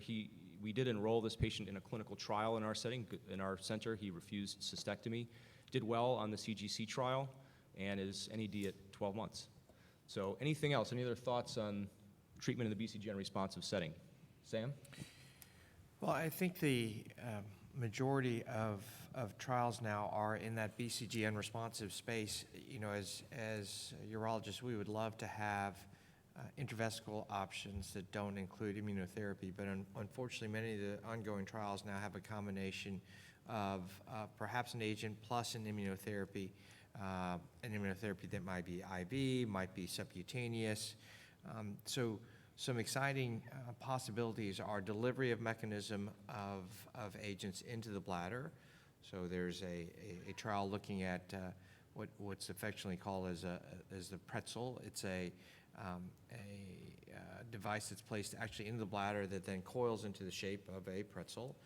That is actually well tolerated. It's been studied in muscle-invasive disease that is actually impregnated with gemcitabine, and that's slowly released in the bladder. That's a medication put out by Janssen, but they're also in trials combining it with their immunotherapy of choice that their company makes. So that's one way to keep something in the bladder longer. Another way is you all may be familiar with the Mitogel product. That's a product which is placed in the upper tract for low-grade disease, and that's what it's FDA approved for. A move, and studies are now ongoing for actually lower risk disease within the bladder. There's big concern of going head-to-head. That's why the trial that Dr. McKiernan mentioned is so exciting. There's a lot of concern from an industry standpoint of going against BCG. BCG is very well studied, has very, very strong efficacy. So for any new medication to go against 70 to 80% plus efficacy is a really high bar. And as a result, there have been attempts to look at things that, again, will hopefully decrease or not rely on BCG and be a good alternative. The one medication, and I'm an investigator on this and have presented on this, is there is an agent combined with BCG called N803. The trade name will be Vesanctiva.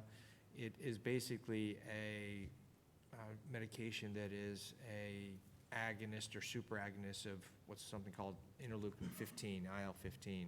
So what that does is hopefully ramp up the response to BCG, but it's given in combination with BCG, and the response rates have been quite good.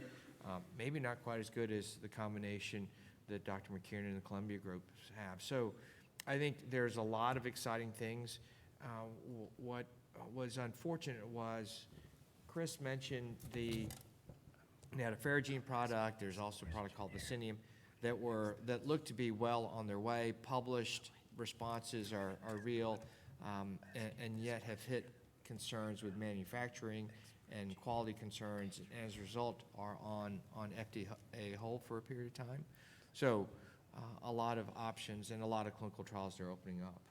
So Yeah, I'll just throw in there from this meeting 2 things that caught my attention. The ALT 803 data was presented at the plenary session by Kareem Chamie. That's the superagonist IL-15 with what looked like a very high durable response rate. And again, this is not FDA approved yet. It was a combination of BCG and an intravesical immunotherapy. And then also yesterday at the SUO, and I believe in one of the sessions, a new viral therapy, not new, but a reused viral therapy called CG0070 was presented by Dr. Lee from Moffitt in combination with Pembro with an extremely high initial response rate in a small trial, just about 12 or 14 patients so far treated. So I think whether we like it or not, systemic therapy in combination with intravesical therapy is probably going to be the next 5 years. Question is, will our patients tolerate it? Will they go for it? Or will they really just want to stick with intravesical whenever possible? Because obviously that's I think the patient's preference to avoid systemic side effects. And just one follow-up comment. It's really exciting to hear about all of these resources being put into bladder cancer, towards bladder cancer. This is not a disease within urology that has historically garnered a lot of resources and attention, and you just heard about so many different investigations that are underway and new things that are coming down the pike. So I think it's just really exciting in bladder cancer now to see this. So that, we'll turn it over to Dr. Rich.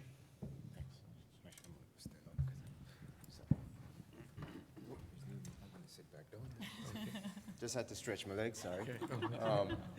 I'm not tall like Chris, so I can't see over the table here, but I'm going to crane my neck and move forward. Here, So, okay, we're going to do a case that's good, I got it here. A case that's a little bit controversial, highlights some of the things in the guidelines that can be fighting points between people, and how we manage a tough case like this. So a high-grade T1 case with a variant. So it's a 60-year-old male referred from an outside hospital, had hematuria, underwent the workup, CT scan showing a 3.6 centimeter mass in the anterior bladder wall, and confirmed an ophthalmocysto. So he undergoes an outside TRBT, and the pathology report comes in to me as urothelial carcinoma, poorly differentiated variant, high grade, muscularis propria present, lymphovascular invasion not identified, tumor invades lamina propria. So basically, some sort of variant, high-grade T1. And then this is the CT scan showing the tumor in the dome. There you go, okay. All right, so to my esteemed colleagues here, and I'll ask Dr. Scarpato, since she's right next to me, what would be your next step? Outside pathology comes in, variant, poorly differentiated variant is all it says. What would you do next in this situation? I would like to point out that Dr. Anderson is also right next to you. We just finished up. So the outside hospital, this happens not infrequently. I have questions. How much variant histology was there? Was it focal? Was it more than 50%? I think that can influence next steps. This is a 60-year-old patient you mentioned. Is he healthy? What's going on with him? I would certainly have a GU pathology review the outside slides because I trust my institution more than I trust the outside hospital. And more than likely, this would be a patient that may end up at our tumor board so that we could review the pathology together. We could talk about next best steps. I think regardless, if this is a patient who I have not looked in their bladder before, I'm going to take them back and I'm going to do a TUR myself. And if that patient goes on to cystectomy, I'm glad I did a TUR and I evaluated their anatomy. If we decide on intravesical therapy, then I'm still glad that I did that. So I think those top two things are for sure going to be next steps. There was a publication that just came out in Urologic Oncology about outcomes in patients with variant histology, and those patients experience worse overall survival when compared to patients who don't have variant histology. Interestingly, there was no plasmacytoid included in that review, if I remember. But I do think that these patients require a lot of attention and counseling, and I'm worried about them, especially plasmacytoid. And response to intravesical BCG in variant histology, I think, is sort of all over the place, and I look at degree of variant histology when making that decision. Awesome, thank you for that response. One other quick question. So it's interesting, you know, Vanderbilt, wide catchment area, you see a lot of people that travel far away. I'm just curious, in New York, where there's every institution with an expert GU pathologist, you get a slide review from one of your expert colleagues. Do you guys in New York get re-reviews? Or do you take it from? You're not taking that one, you say that. You know, it is true if it's a second or third opinion, which maybe is more common in, you know, I'll say dense urban areas. I'm not sure how best to describe that, but if it's already been reviewed at Johns Hopkins, Mayo Clinic, Sloan Kettering, you know, then the utility of a third review is probably lessened. My area of fascination on this guideline is that we wrote that whenever a variant histology is suspected, a GU pathologist should be asked to review it. The problem is when it's not suspected. So this case, at least, you tipped us off that they thought there was something strange about the tumor. But more often than not, you get high-grade T1, negative muscle, period. And then you ask for review, and they say, oh, by the way, it's neuroendocrine, small cell with lymphovascular invasion. You say, wow, I'm glad I suspected that. Yeah. But actually, there was no suspicion. So you really have to do it in all high-risk patients if you want to find the unrecorded variants, and those are the ones I think that are most important. And I would just throw in two other things in this case. Anybody who comes in with a CAT scan where a radiologist says you have a mass, it's always worse than it looks and sounds. And I always tell people, they're like, I have a 3-centimeter tumor on my CAT scan. And you say, when you come out of the cystoscopy and you say, it took me an hour and a half to resect you and you had 20 satellite lesions and a 5-centimeter tumor. What happened between the CAT scan and the cystoscopy? I got that much worse. It's a way underestimation of what's happening. And we've been using a lot of multiparametric MRI in these patients. It's maybe a different course or a different talk for a different time, but find it to be much more sensitive looking at occult muscle invasive and extravesical disease, particularly before you resect them. Great, so we had our expert GU pathologist review, and sure enough, turns out it was invasive high grade with plasmacytoid features, invades the lamina propria. Muscularis propria wasn't present in the initial surface layer resection, but in the deeper resection, there was muscularis propria, small focus. So, ARS question, controversial. Let's see what the audience says. Next steps for this patient with plasmacytoid. Oops, sorry. Did they not do the ARS feature on this? May not be. May not, okay. Show of hands. Next steps for this patient with plasmacytoid. A, re-TUR. Hands, anybody? No, okay. Okay, early cystectomy. Right, a lot of cystectomies out there. Intravesical BCG. Right off the bat, nobody? Okay, or something else. Okay, so a lot of people favor an early cystectomy. And yeah, the guidelines say you should consider an early cystectomy. So if you offer the patient a cystectomy, you know, most patients aren't going to jump at that right away.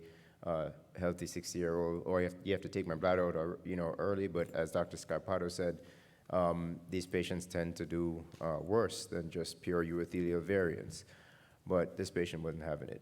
So underwent a re-TUR first, and then everything came back negative. So this is another conundrum, because now you told the patient you have a terrible, the worst of the worst, non-muscle invasive, going to re-TUR you, and then I'm going to take your bladder out because you're going to believe me. And no, it's negative. everything's benign.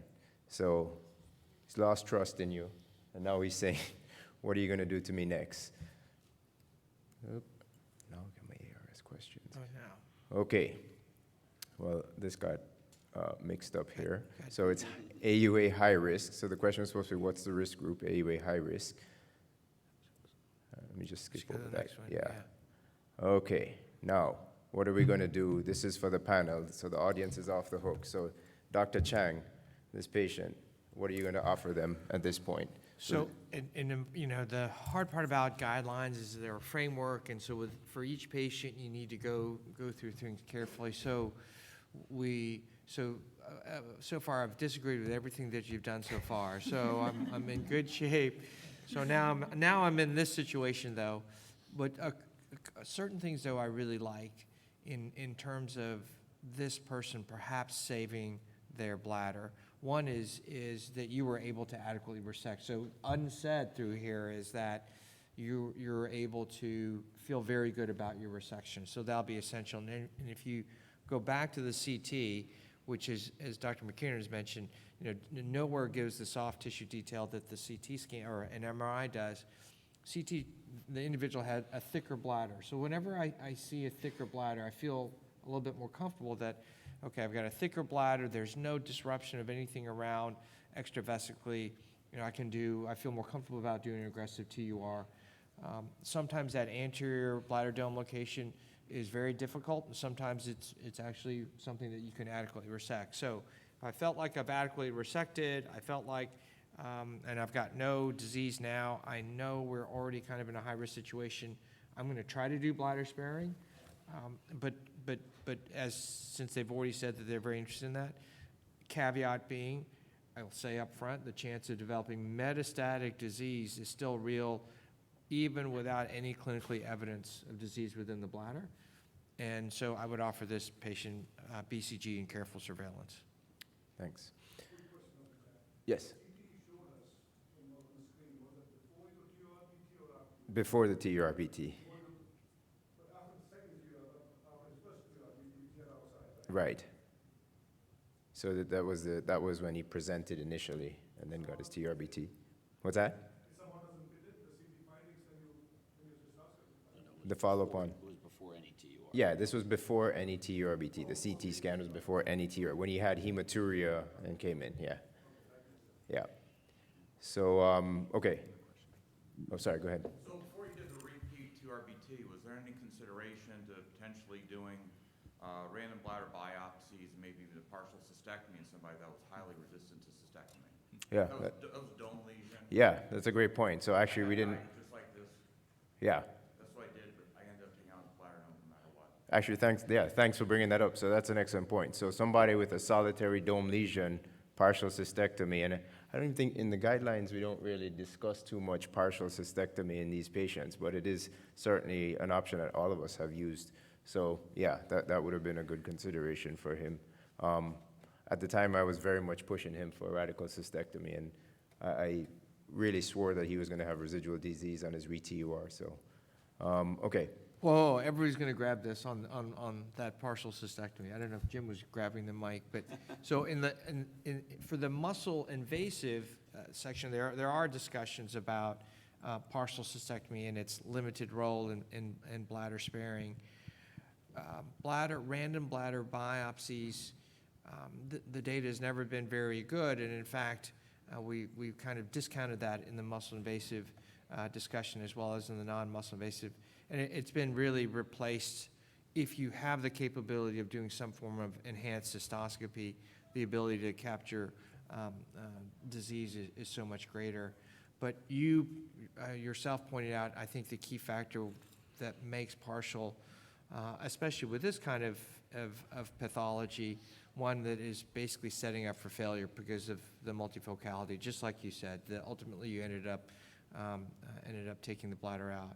The caveat to that is histologic, kind of a different situation, not common, but a urachal adenocarcinoma. You know, people do think and follow the dictum of basically a partial resection of the bladder, including the dome, urachus, that type of thing. So I don't know if Jim had any other thoughts. Yeah, no, I would agree. I mean, a partial cystectomy is a commonly done operation in the United States for both muscle invasive and non-muscle invasive disease. I think that for high-grade non-muscle invasive disease, the failure rate in the bladder has to be something the patient's aware of. But this particular variant and most variants, there's a lot of systemic risk. And so I oftentimes find myself discussing with patients, and Chad alluded to this, you may not relapse in your bladder, and BCG is not going to impact your systemic risk. Cystectomy is not either, by the way. So I would maybe turn to the panel and say, do you ever treat these people as though they're muscle invasive and give them neoadjuvant chemotherapy, which is not in this course per se, but I mean, a plasmacytoid, micropapillary, LVI, it's neuroendocrine features. These patients in T1 behave much more like a urothelial cancer in T2. And we tried to actually argue for some of those in the AJCC committee to be upstaged to T2 without muscle invasion, and we couldn't really get that passed. But anybody ever do that? Platinum intravenously for very high-risk stage T1. Yeah, our oncologists are very shy about giving systemic therapy unless they see muscle invasive bladder cancer. So even when you make a case like, look, this is very high risk, LVIH, all the things you said, I haven't been able to convince them to give systemic therapy. I don't know if in Nashville any. Yeah, no, I think two points are key to that. One, they're very reluctant to give it to non-urothelial carcinoma. So they're very reluctant in terms of the fact that, hey, all the data that we have for neoadjuvant, really, it doesn't include plasmacytoid. It doesn't tend to include micropapillary, et cetera. So they're hesitant about that, and they really like, they need muscle. That's at our own institution. But sometimes we can be more persuasive with our colleagues in practice. And so there are colleagues that around, we have discussions that if we have a very small focus of a micropap and it looks like a really bad T1, you know, we should go ahead and we have achieved and been able to give it. To me, the toughest is when our medical oncologists say, you can see it on CT, it looks like T2, T2 plus, T3, and it's not muscle invasive. Even then, sometimes they still want a repeat TUR, and it drives me, I get so pissed off. It's just like, that's when I'll call the medical oncologist across the street. No, I don't do that. But those are the patients to me that can be most frustrating. And I think now with the use of MRI, finding, you know, a VIRADS-5 lesion with a high-grade T1, I think that is now much more compelling for medical oncology to consider systemic therapy. So we found that to be useful at times. Question? I actually know one of the reasons why they don't do it. Their drug reimbursements have gone down quite a bit. Oh, interesting. So yeah, a lot of great concepts brought up here. A little tangential, but I think merits bringing up. Variant histology, I'm not sure if we have a case relating to females here, but women are more likely to present with more aggressive disease and more likely to have variant histology and worse outcomes. And so I encourage you to be thorough and aggressive when you have female patients who are coming in with concern for or diagnosis of bladder cancer. All great points, great discussion points. So the patient underwent intravesical induction BCG. I'll kind of skip through this so we can get to the next case. But basically they had their surveillance cysto, and believe it or not, it was completely negative. And this is one of the lucky ones. We initiated maintenance BCG, so you know, if you guys come to the course next year, I'm going to follow up on this and see what happens to him. We will see. ... Okay, thank you.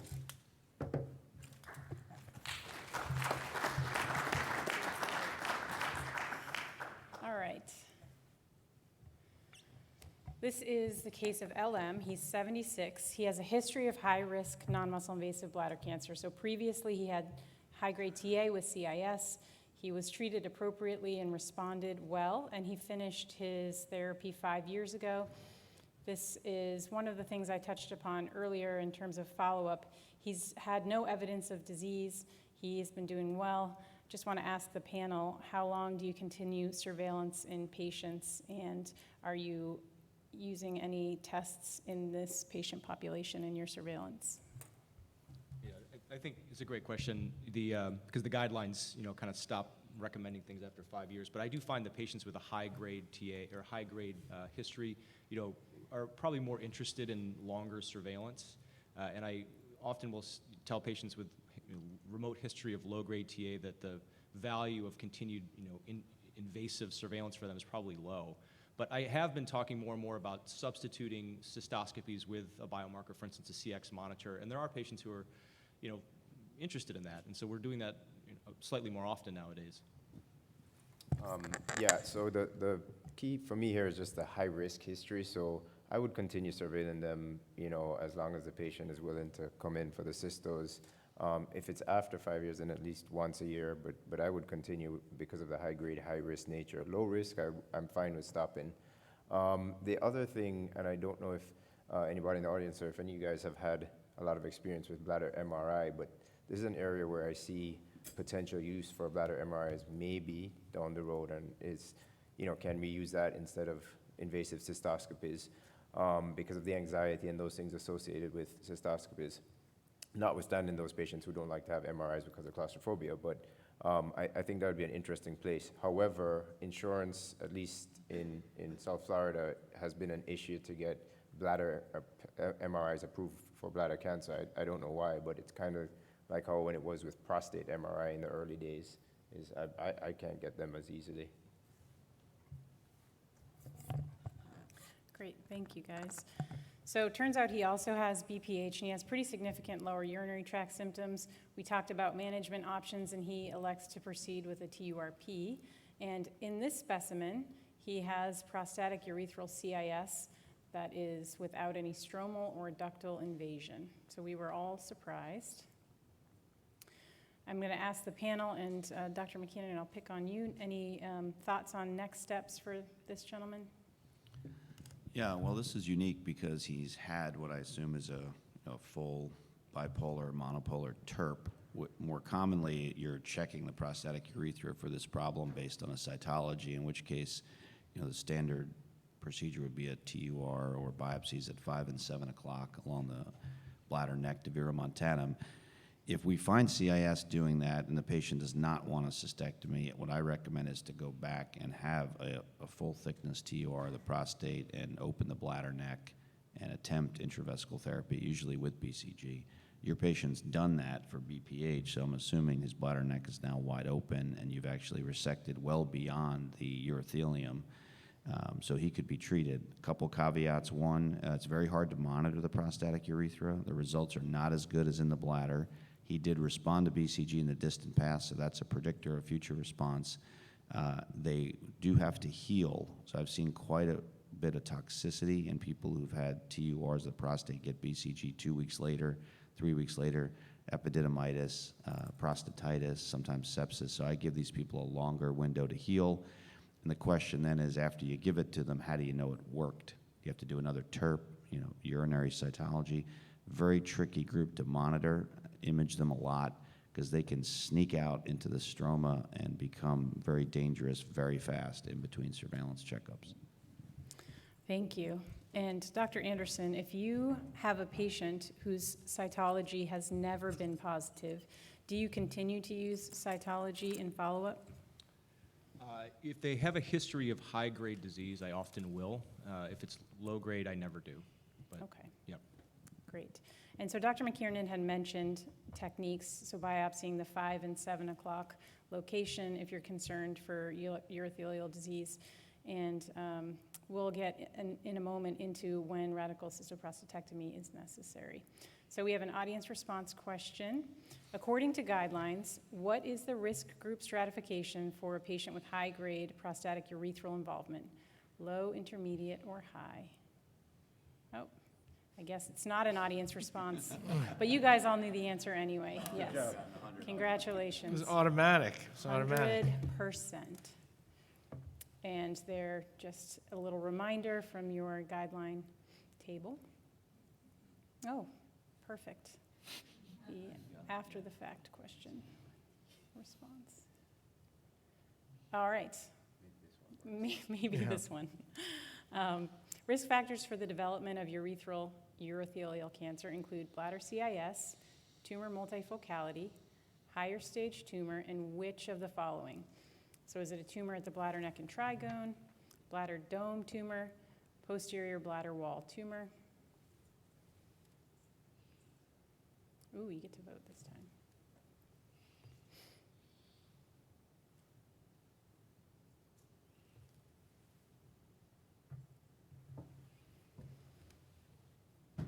All right. So most of you all nailed it. So tumor that's located at the bladder, neck, or trigone puts you at higher risk in addition to CIS and tumor multifocality and high-stage tumor.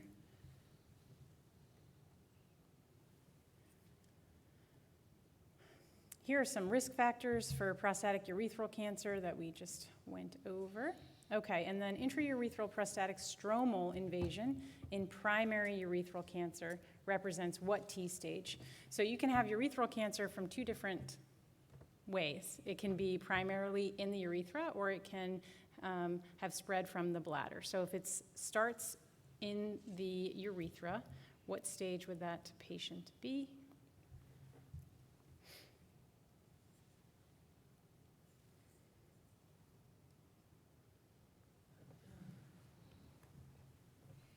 All right, we've got a bit of a split. Okay, so the majority, yeah, all right. It's definitely not T1, we all get that. So it's actually, okay, T2. So if it starts in the urethra, it's T2, but if it has spread from the bladder, urothelial cancer of bladder origin, then that has historically been T4. All right, next case. This is AD, 82-year-old male, multiple comorbidities, has a mechanical aortic valve, he's on Coumadin, history of low-risk cancer. So in the past, he was diagnosed with a low-grade TA tumor that was less than 3 centimeters. He had one prior recurrence, but that was outside of 12 months. And now he's been on surveillance, and he's been doing well. But you scope him in the office, and you see a 5-millimeter papillary tumor located on the right lateral wall. Dr. Rich, what are you doing? Shaking my head in frustration. No, so, you see these little tumors in the office and you're like, oh, it's right there, we can just fulgurate it in the office. We know it's 82, comorbidities, has a history of low grade, but then the whole, oh, I'm on Coumadin, throws you for a loop. So, it's a little bit risky, I think, to fulgurate it in the office while they're on Coumadin. You could try it, but the other option would be, bridge him, take him to the OR for this little thing, even though he's also got the cardiac risk for anesthesia. But I would try to be as risk averse as possible. But you can certainly, someone can fulgurate him in the office. Anyone have any other thoughts? I watched that guy. I'm actually relatively cavalier in fulgurating patients in the clinic. I think I try to do everything I can to de-escalate, what I personally believe to be over-treatment of low-risk bladder cancer, and try to keep patients out of the operating room. I mean, giving general anesthesia to 82-year-old, comorbid patients has its own set of risks, and there are many patients in this age group who don't want that at all.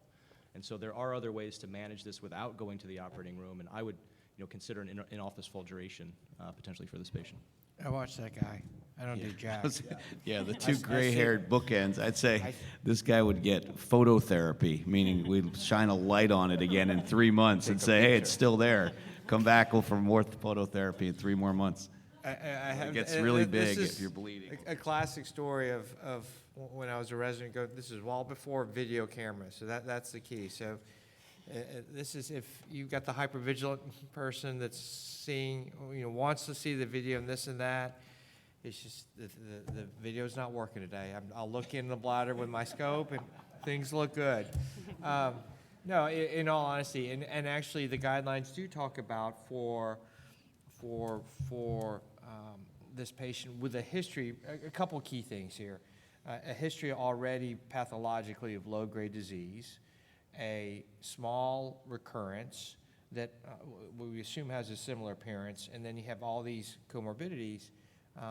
In fact, I watch quite a few of these, even with multifocal tumors, that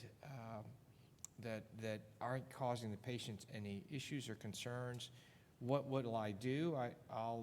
I will scope them at, they might have been at 1 year or whatever, I'll scope them at 6 months and make sure things haven't changed dramatically. But, you know, you need to explain to the patient that, look, we're leaving this here. Most of them feel very comfortable with that. Others don't. Others, you have to fight them to watch. But I do a lot more surveillance, actually. Question? Yes. Another question, I think we can use nowadays laser, like holmium neodymium laser, in office procedure, the same way we do it in the upper tract. And if we do it in the office with laser, the risk for bleeding is much less than fulguration. No, that's a very good point. In fact, the early data regarding in-office fulguration in terms of describing it, putting lidocaine in it, et cetera, using a holmium laser specifically pointed out that there were patients on anticoagulation and that their bleeding risks were actually not significantly elevated. So, you know, that we personally don't have laser office capability, but I think that would be a combining, you know, decreasing the risk if you use that technique in terms of an energy source.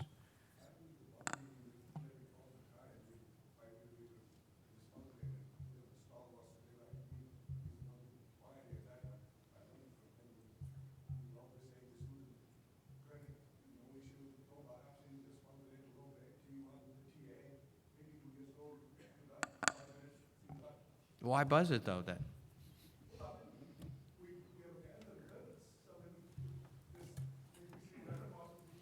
No, I agree absolutely. In terms of, for these patients, minimal intervention, I think is indicated. And that's what we did. We put him on surveillance. So give him a little phototherapy. So I just wanted to highlight some important tools you can use when considering the risk of recurrence and progression in your patients, and they can be helpful for counseling your patient as well as for your own sort of understanding of what is this patient's risk of recurrence, what is this patient's risk of progression, because these are questions they often ask. So this is older data out of Europe, but you can see here factors that are associated with recurrence and progression. They're each assigned a certain score, and so things like multifocality, tumor size, any prior recurrence, you know, depth of invasion, CIS, and grade, so things that are obviously incorporated into the guidelines, but looking at them and then plugging them into a calculator I find can be beneficial. And the new EAU guidelines that have just come out basically have updated this and set a calculator up in terms of being able to utilize that and actually breaking them down into a very familiar risk stratification table that Chad and Jim actually helped set up. There's some actually subcategories within that risk stratification table, but using these types of parameters. And there are some small series looking at active surveillance for bladder cancer.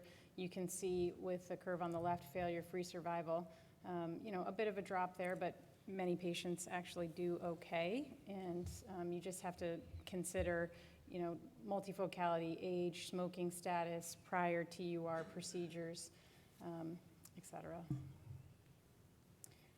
All right, so another response question for you, I think.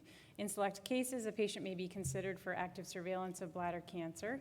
Inclusion criteria most often include history of CIS, prior multifocal low-grade TA, remote history of high-grade T1, and positive cytology.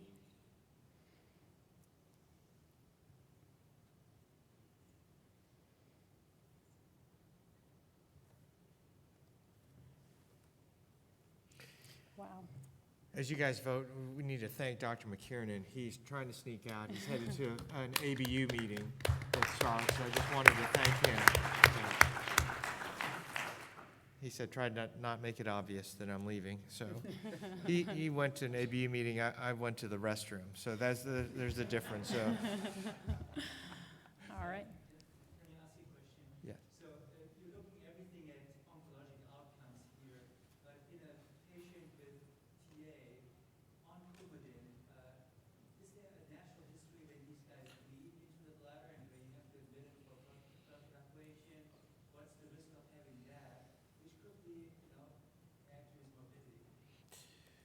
No question. I mean, you know, obviously, if they have hematuria, you're going to treat that patient. But we're assuming that a normal routine follow-up surveillance cystoscopy, they haven't had any symptoms. I mean, and they're small. You know, anything larger, anything multifocal, we're going to treat. I think those are very good points. The ones that Dr. Scarpata pointed out definitely are ones the smaller size, et cetera. They're going to be less likely to cause symptoms.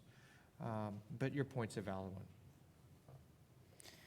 All right, I think we have just a quick one here. This is a 65-year-old male with a history of high-risk non-muscle invasive. He's been on surveillance now, and he's referred for positive cytology, negative office cystoscopy. So we took the patient for a blue light cysview RBT, and he had CIS across the floor of the bladder. Before I go any further, I just want to ask Dr. Anderson, would you, with that initial history, what would you do? Yeah, I agree with you. I think I would certainly evaluate his bladder. I would definitely use blue light cystoscopy if you suspect a high-grade recurrence. You know, I'd want to know more about the timing of his, the timing of his prior cancers and the treatments he's had in the past. But yeah, I completely agree with all of that. I would give, do a TUR and BCG. I would probably do a CT to look for any sort of upper tract involvement as well. Great. So for the audience, if you had a patient with a history of high-risk non-muscle invasive disease who was treated with BCG and now has a positive cytology and a negative white light cystoscopy, what is the most likely location of recurrence? Would it be the urethra, the bladder, or the upper tract? Oh, there you go. Don't think too much about it. Bladder. Well, while everyone's answering that, question for the panel real quick. When you guys have high-grade recurrences in the bladder, or how often are you routinely doing prostatic urethral biopsies? Is that something? So I only usually do it now because of cysview. If I don't have a blue light positive lesion in these patients, then I will do the prostatic urethral biopsies and the random bladder biopsies. But if I see the lesion on blue light, then I think that's most likely where it's coming from, so I will forego the prostatic urethral biopsies in that patient. I don't routinely do it. Yeah, same. I'm sure when I'm passing the scope through the prostate, I'm evaluating it thoroughly, and if I see anything that's concerning, I would biopsy it. But if there's an obvious lesion in the bladder, then I don't routinely sample.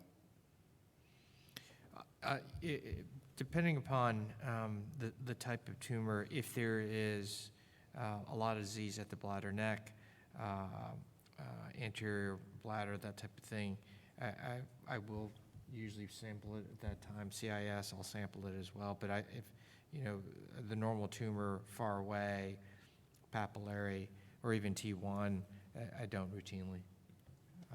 I think the tricky part is just like Kristen's first case. So we have 5 minutes left. So with the 5 minutes, we're happy to have cases, discussions, questions that anybody in the audience wants to discuss. So please, microphone. A quick question I'll sum up in 30 seconds. I have a 79-year-old female with low-grade TCC, resected, no recurrence for a year, came back with high-grade recurrence, multifocal, and then I continue to watch her. And 2.5 years later, she came back with hematuria. She's on Eliquis, atrial fibrillation. So CT scan showed lesion in the left mid-ureter, about 1 centimeter. I don't know, they say 1 centimeter, but I went up with a scope. I used the thulium laser, and I just kind of turned everything into ash completely, took some sample. They reported as a low grade. And I re-scoped her just about a few weeks ago. It's amazing that the ureter looked just pristine and clean. So should I put a stent in and give her some gemcitabine because BCG is not available, or do anything different? She's 79. She still smokes about half pack per day. She every time promises me she's going to quit her husband, and she says the reason she has to continue to smoke. So Yeah, good question. I mean, you guys. Go ahead. Yeah, I think so. It's a great question. There's been so much interest in topical therapy for upper tract disease, and I think that historically it hasn't been terribly effective. But Nowadays, I think with gel mito on the market, although it has not been approved for use as adjuvant therapy, people are using that in adjuvant therapy after ureteroscopic ablation. So that could be something to consider if you're really worried about recurrence, or if there's some other reason that might make you want to, if you thought about multifocality, then perhaps consider mitogel. But not in the distal ureter. This isn't the distal ureter, It's a right? mid-ureter, just Mid-ureter. above the crossing, vesical If you're, I crossing. mean, we've done proximal ureter, and Dr. Scarpato helps lead at our institution, renal pelvis, and we pushed it from low grade to high grade. But mid-ureter, tough.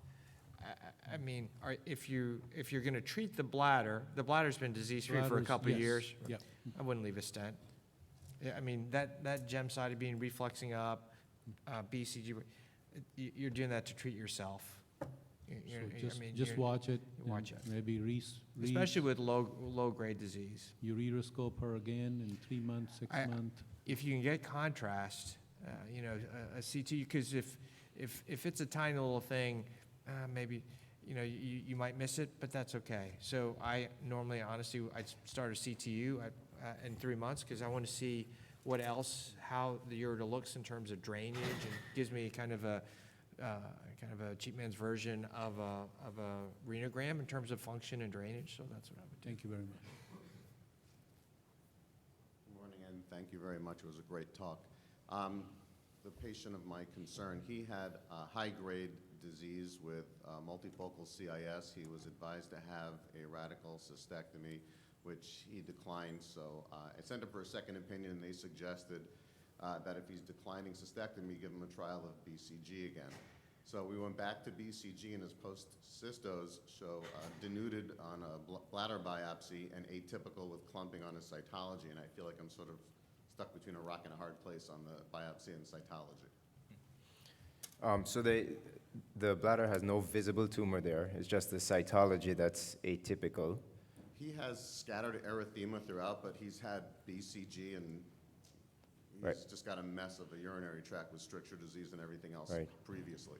So you can still consider maintenance in those patients, and just you did your induction. They may have erythema, but nothing on cytology. You can rebiopsy, assuming it's negative, and just keep them on maintenance. So the atypia with clumping you consider just basically negative? Yeah. Okay, thank you. I know the guidelines state that for high grade.